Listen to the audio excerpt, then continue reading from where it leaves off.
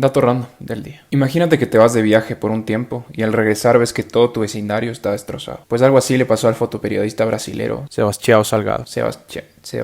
Le voy a decir Sebas. Después de regresar de África a su pueblo natal en Brasil, se encontró con hectáreas de bosque natural totalmente desaparecidas, sin árboles, ni vegetación, ni vida salvaje. Así que dijo, chuta, qué pena. Y se quedó viendo la tele todo el día. Pues no. El Sebas dijo, ¿qué puta mierda está pasando? Y con la ayuda de su esposa fundaron Instituto Terra. Buscaron alianzas, recaudaron dinero e inspiraron a la gente a ayudar. Sanaron la tierra, replantaron más de 2 millones de árboles y después de 2 décadas han vuelto más de 172 especies de aves, 33 mamíferos y más de 300 especies de plantas. Y dicen que no hay cómo cambiar el mundo.